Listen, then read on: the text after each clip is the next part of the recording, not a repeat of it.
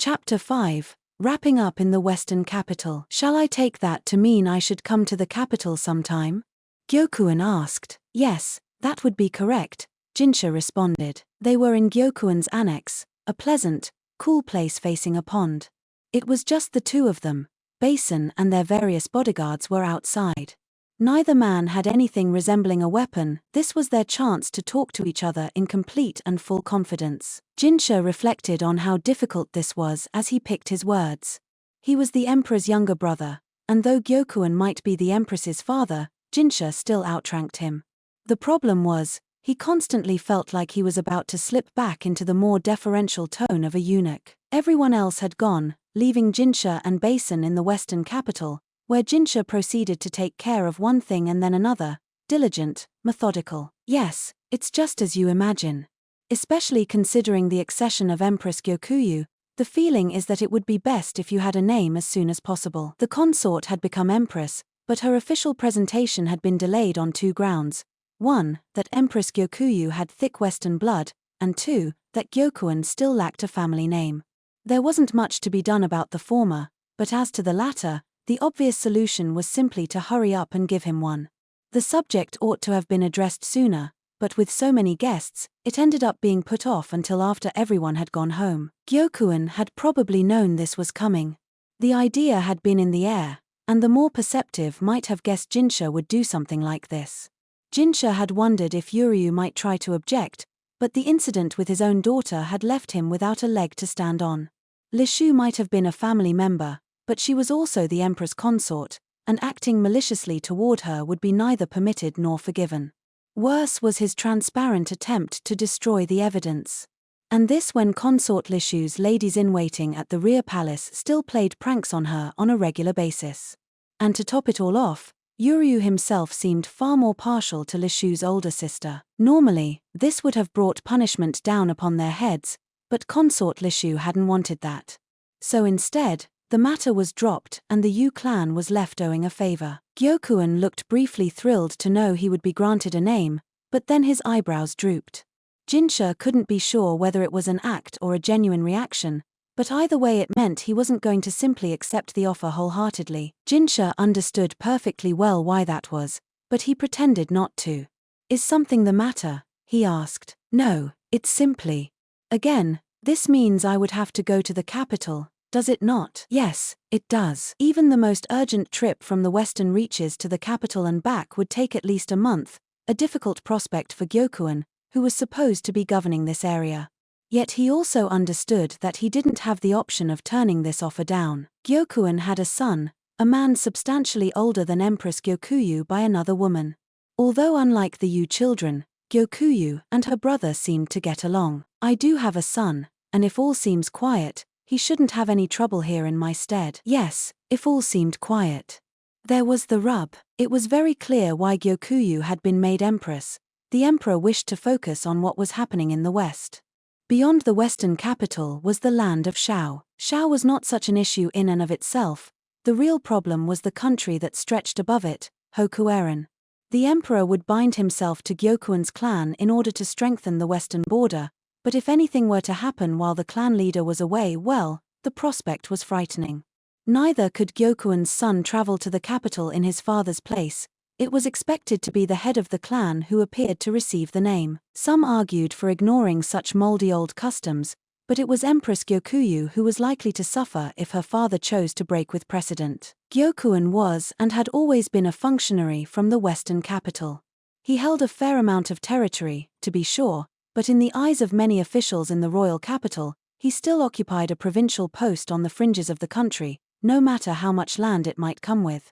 His swift rise to prominence after the destruction of the Yi clan couldn't be denied, but it was also the source of much resentment and resistance against him. I'm very sorry, but I must ask that you come regardless, Jinshi said.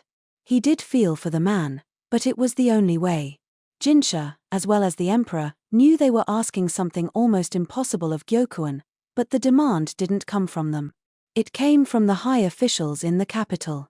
Perhaps including several with relatives in the rear palace. This is only the first part of their plan to punish an upstart rube, I suppose, Gyokuin said, yet he looked more or less relaxed. Perhaps if you couldn't handle needling of this kind, you simply didn't have the disposition for politics. The word upstart might be taken to imply a weak position, but that didn't seem to be true of Gyokuin. In any case, I understand, he said. He'd known he'd get this answer eventually, but actually hearing the words gave Jinshi a rush of relief. However, Gyokuin wasn't finished. If I may, though, I'd like to stipulate a condition. A condition? Yes. I'd like my son to have someone to help him. He's known only the Western lands his whole life, and has little experience of the world. If possible, I'd like him to be attended by someone with knowledge of the central region. In other words, I'm going to do this impossible thing you ask, so give me some decent personnel in exchange. Yes, that seems reasonable. Did you have anyone particular in mind? It was, in fact, an understandable request. Gyokuin's son would one day succeed him, and he would need to know about life in the region around the capital, even if his knowledge thereof was only minimal. Yes. During the banquet, young Basen seemed like an entirely different person when he threw himself in front of that lion. Ah, him? His. If Gyokuin had his eye on Basen, that could be a problem. He might not look like much, but he was very important to Jinshi, someone who could speak frankly to him and around whom Jinshi could relax. Please don't misunderstand me, that's not what I'm asking. I would never seek something so far beyond my station as to have a member of the Ma clan attend upon my son, Gyokuin said quickly, grasping the import of Jinshi's reaction. The Ma were one of the named clans, and yet they never became ministers or occupied other high offices. Instead, they existed to serve the imperial family. The matter might have been open had Basen come from a family with no name, but as a member of the Ma clan, he was assured that he would somehow be involved with the imperial family and not with anyone else.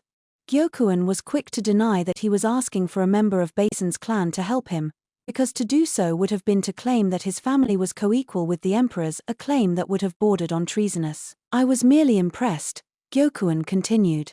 I don't know how many men there are who could act so decisively when confronted with a wild animal instead of trembling in terror. Gyokuin's remark was simple, earnest praise, it appeared. It felt somewhat strange to hear someone laud Basen so unreservedly, but Jinshi agreed with him, for as easily as he got out of sorts under most circumstances, when push came to shove Basen showed remarkable composure. He'd acted quickly, as well. The more dangerous a situation, the more one acted not on thought but on instinct, and Basen's instincts had not steered him wrong. He deserved a good word. Truth be told, in martial training, Jinshi and Basen were roughly on equal footing. Jinshi had more refined technique, so in formal contests he was often the victor. If they were ever in an actual fight, though, he had no confidence he could best Basen. This also explained why Gaoshiren had assigned Basen to Jinshi despite his inexperience. It would certainly put a person's mind at ease to have someone so capable guarding them. Gyokuin, who wasn't privy to Basen's idiosyncrasies, was full of praise. Oh, I'll have to be sure to let Basen know, was all Jinshi said, and then he began thinking about possible candidates. If Gyokuin had come to him personally, he must have at least had someone in mind. Now then, what sort of person were you hoping to have attend your son? Openly and directly, that was the way to handle this situation. Gyokuin nodded slowly.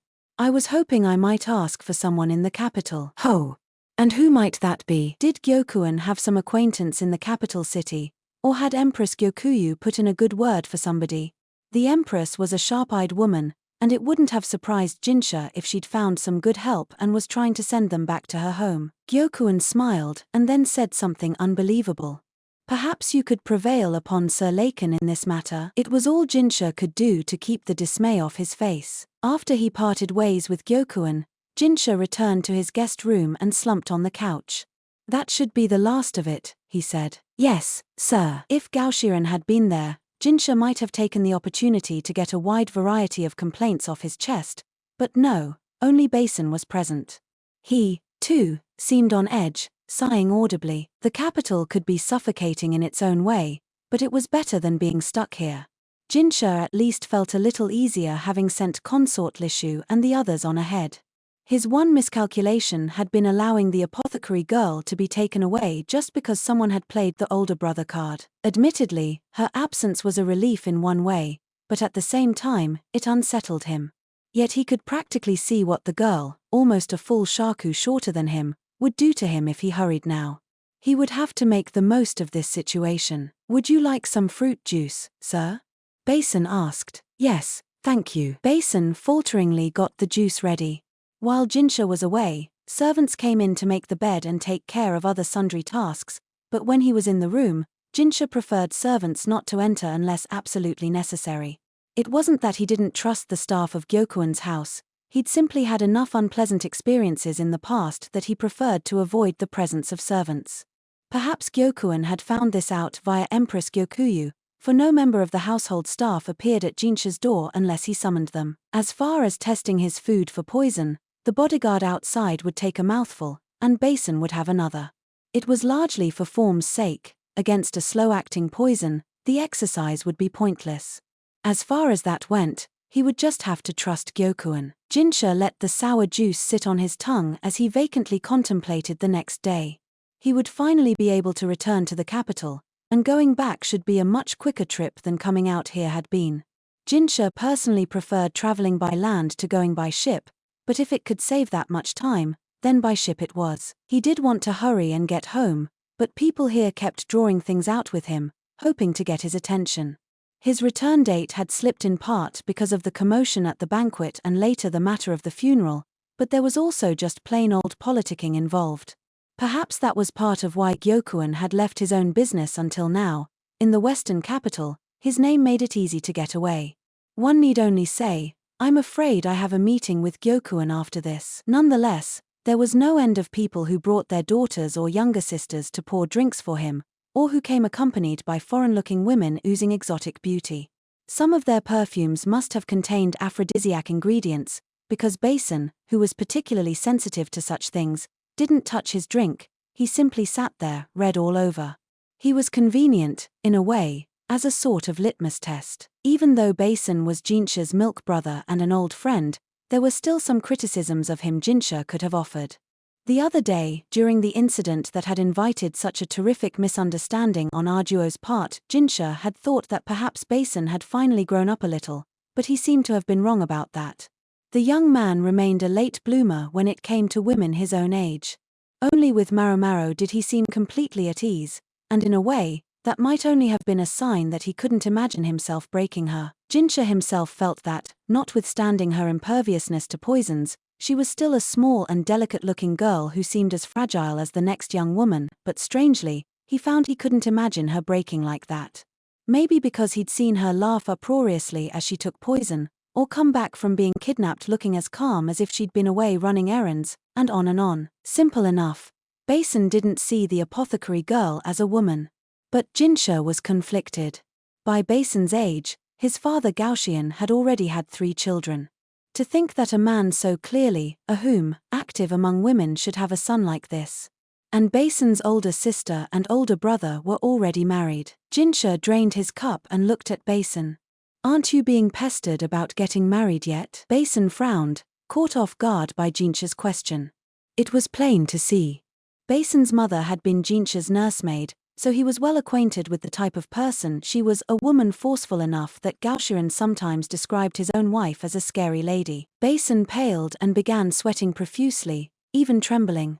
Jinshi seemed to have provoked some bad memories. "I've been, encouraged to go to some arranged meetings with upstanding young ladies, I'm sure," Jinshi said.